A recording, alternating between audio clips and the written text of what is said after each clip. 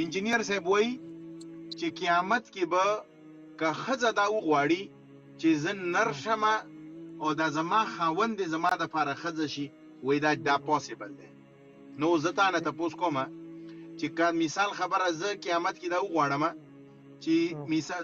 ته قیامت کې دا وغواړې چې ته نر شې، ته ښځه شې او دا ښځه دې نر شي، ته دې ته تیار یې؟ نه یې. دا خو ته انجینیر صاحب خبره ونه منله.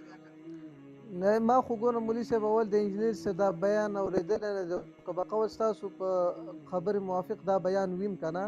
نو زه دا نه منم. دا یې ویلي غلطه ویلي، غلطې ویلي. انجینیر صاحب وایي چې قیامت کې که یو ښځه وغواړي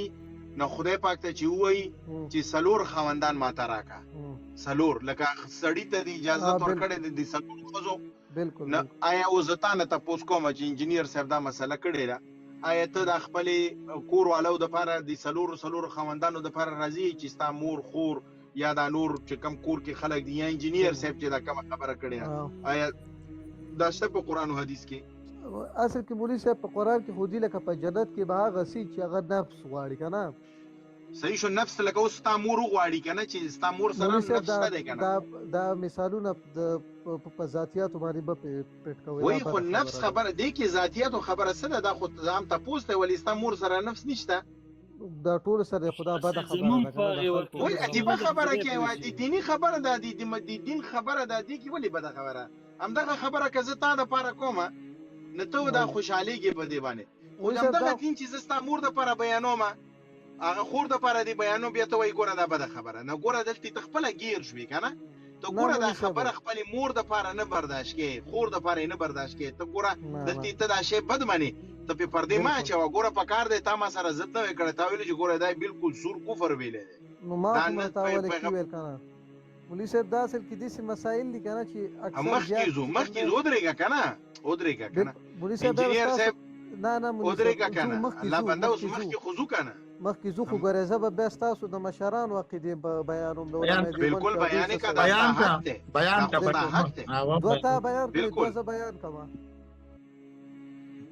دا ودرېږه چې د انجینیر صاحب 2-3 خبرې خو زه درته نور هم بیان کوم، هغه نه بعد ګوره که نه دا ګوره که نه ته زیاتې کې، اوس ته زیاتې کې نه که نه. دوه تاسو بیان کړئ، دوه به زه بیان کړم، بیا تاسو یو کوئ، یو به زه بیان کړم. بسم الله شوای دوه زه یو بیان کړم او یو بیان کړه. نو مولوي صاحب ستاسو دا لکه هغه داسې عقیدې دي تاسو بیا اورئ، المهند للمفندو.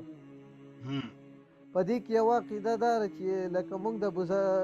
د بزرګانو علماء دیوبند دا عقیده چې موږ د بزرګانو د قبرونو نه د فیض قایل یو، د پیدې لکه موږ د هغوی د قبرونو نه پیدې اخیستی شو چې څه چې غواړو هغه به قبرونه راکولی شي. نو دې باره کې تاسو څه وایئ؟ اول خبره دا ده چې المهند علی المفند کې دا عبارت داسې نه ده لیکلی چې دا څنګه تا وویله. یو خبره ما خو ته مفهوم بیان کوم. ودرېږه که نه، ګوره که نه راوایله دلته کیمرې باندې ولګه، تاسو وایئ دغه یو دقه شان دی، صبر کوه، دغه شان نه دی که نه. لبنده المهند ما ته حفظا یاد دی، دا کمې خبرې کېدو، دا عبارت داسې نه ده لیکلی. یو خبره. دویمه خبره دا ده که نه چې که زه ستا د خبره ومنم که نه، ستا د خبره ومنم، دا چې ته څنګه اعتراض کې که نه، د خانه کعبه ژوندی ده که دا غیر ژوندی ده؟ دا مولوي صاحب والله اعلم. کاڼي دي که نه لبنده، کاڼي ژوندی وي، کاڼي خو مړی. دا خانه کعبې نه فیض حاصلېږي که نه حاصلېږي؟ والله مولوي صاحب مونږ خدا یو مقصود به ذات نه ګورو. ودرېږه که نه ګوره ته زما سوال جواب نه راکې اوس، حالانکه په کار دا دی چې ما در سره هغه کولی که نه. ته دې خانه کعبې ته ودرېږې، حاجیان دې کتلي دي که نه دي کتلي؟ هغه پسې لاسونه مږي که نه مږي؟ سینه پسې مږي که نه مږي؟ پیغمبر علیه السلام نه ثابت دي. او چې هغه د پیغمبر او نه دا د خانه کعبې نه فیض اخیستل همدې ته ویل کېږي چې د خانه کعبې باندې دا کم تبرک، دا دې ته تبرک حاصلېږي دی که نه، یعنې دا برکتي ځای دی، د خدای رحمتونه برکتونه ترې ورېږي. نه ته ګوره هغه نه ځان محرومه نه ګڼې، دا حالانکه کاڼي دي، کاڼي ژوندي نه دي، خو ته وایي چې دې نه زه فیض اخلم. فیض اخیستل دې ته وایي. پوه شوې که نه شوې پوه؟ یو خبره دا بالکل ودرېږه که نه، صبر کوه. دویمه خبره خانقابه باندې چې دا کم غلاف دی خانقابه باندې خو خانقابه خو در اصل کې عمارت دا خو اصل کې کانی دي کنه په دغه خانقابه باندې بره غلاف دی او کنه دی غلاف او چې غلاف دی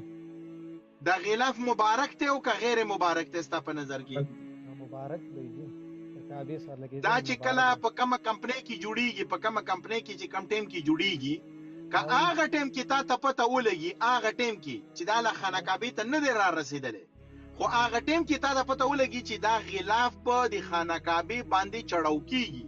او ته داسې خوش نصیب وي په هغه ټیم کې تا ته که د دې غلاف یو ټوکړه میلاویږي ته به اخلي که نه به اخلي لا راغلی نه دی ورته نو ګوره نه دلته خو یا خو خانقابه په دې کاڼو باندې دا لګېدلی نه و حالانکه هغه ټیم باندې دا مبارک جوړېدو که نه چې کله لګېدلی وی خو دا لا راغلی هم نه دی صرف نسبت ورسره شوی دی نسبت ورسره شوی لا راغلی نه دی ورته خو ته تبرک قایل شوی لا راغلی نه دی حالانکه په کار داسې و چې دا غلاف کله راغلو په خانقابه باندې چړاو شو هغې نه بعد دې ته تبرک قایل وی خو ته هغې نه مخکې ورته قایل یې نو زه ګوره د مړو نه ما درته ثابت کړو چې کپړه ده کاڼي دي هغې نه ته قایل یې نسبرګان چې هغه په خپلو قبرونو کې خدای پاک ژوندي سدي او د هغې په سینه کې د احادیثو د قرآن علم وي او هغه هلته د قبرونو کې خدای پاک رحمتونه برکتونه دا خو منې که نه چې د اولیای کرامو په قبرونو باندې خدای پاک رحمتونه او برکتونه راوروي دا خو منې که نه منې او دغه کې راته څه پته نشته چې الله به برکتونه راوري او که نو خو د هغوی پیغمبره دا داسې دی پوه کمه نو ستا څه خیال دی چې حضرت عمر صاحب په دې قبر باندې رحمتونه وریږي که نه وریږي ولې به پرې نه وریږي وریږي به همدغه شانتې ورورجانه علما هم دي همدغه شانتې ورورجانه زبرګان هم دي زبرګانو په قبرونو باندې برکتونه نعمتونه وریږي دی مونږه المحنت دی عقیدې مطلب همدغه دی لکه څنګه د بیت الله شریف ته ته ودرېږي ته د دې قایل یې چې دی بیت الله شریف ته رحمتونه برکتونه تی وریږي او د هغه رحمتونو برکتونو یو حصه ماته میلاو شي د قبر نه فیض اخیستلو مطلب دا نه دی دا د خواصو عمل دی د عوامو دپاره د دې اجازت نشته پای وګوره په محنت کې لیکلي دي ورسره خوا کې چې دا د خواصو عمل دی ودرېږه که نه لکه څنګه بیت الله شریف ته ته لاړ شي ته ودرېږي ته خدای پاک ته په ملتزم وغیره باندې ولاړې ته ورته دا تندی ورته لګې ته دا سینه ورسې مګې ته ورته لاسونه مګې تا هلتې خدای ته زاري کې ودرېږه که رسول د نسبت د وجې نه کوم هغه رسول داسې به کړي که نه رسول داسې ته ماته وښیه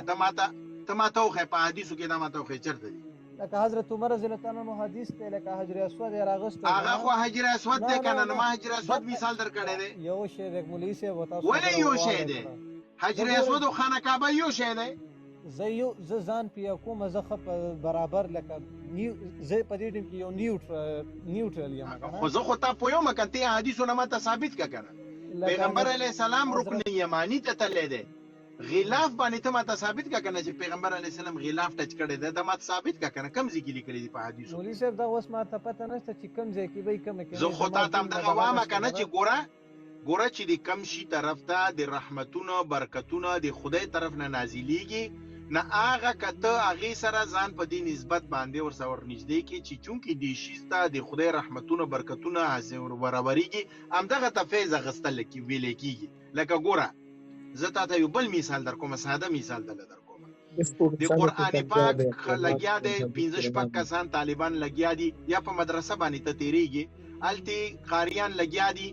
تلاوت کوي ستا د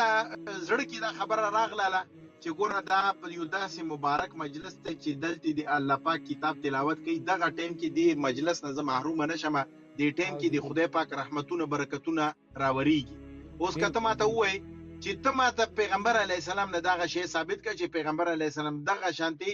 به طلبا ناست و پیغمبر ورسره ناست دي زه یې منم او ورنه نه یې منم دا خبره جایز ده په دې ټایم کې ستا مولوي صاحب لکه تلاوتونه خو چې کېږي په یو مجلس کې هغې باندې خامخا رحمتونه او سکینه او رحمتونه ګوره هغه پابند نه کړو تا که نه چې دا به خامخا ته پیغمبر نه ځکه شریعت دا قید نه دی لګولی شریعت دا قید لګولی دی چې داسې مجلس یا هغې باندې رحمتونه برکتونه وریږي د هغه ته راټول که پیغمبر علیه السلام صحابه ورته ونه ویل چې کله تاسو د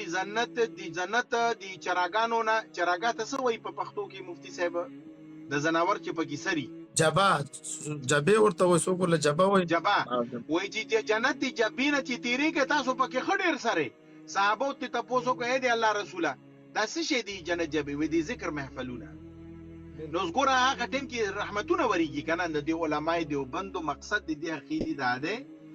چې خواص عوام چې کومه طریقه باندې لګیال تی وګوره مهند کې د الفاظ ور سره لیکلي دي حضرت خلیل رحمت صاحب او څومره عقیده ده او ډیره وکړه عقیده وګوره 20 نه بعد وګوره التی وګوره مونږ ته د اهل حواس دا طریقه وخایه کنه اصل کې اهل حواس د خواصو طریقه ده خواصو طریقه واوره خواصو طریقه داسي چې یو کامل اکمل عالم داسي عالم وي چې هغه په فقه او احادیثونه شرعیونه داسي معلوم وي چې هغه د توحید او د شرک په منځ کې معتبر علم لري او هغه باندې شیطان زور ورکیدل نه شي او دې سره سره هغه د یو ډیر ماهر دی پیر په مجلسونو کې داسې پاتې شوی چې هغه ته د نفس او د شیطان د دوکو هم پته وي او دغه علم ورسره وي او په دې علم باندې د دې یعنی د تصوف د علم ورسره وي او په دې باندې د ډیر وخت تیر شوی یعنی خوب ماهر وي په قران او په سنت کې او په تصوف کې نه کداسي سړی د یو ولی قبر ته لاړلو او د هغه ولی په قبر باندې مراقبه وکړه نه دی ولی دا روح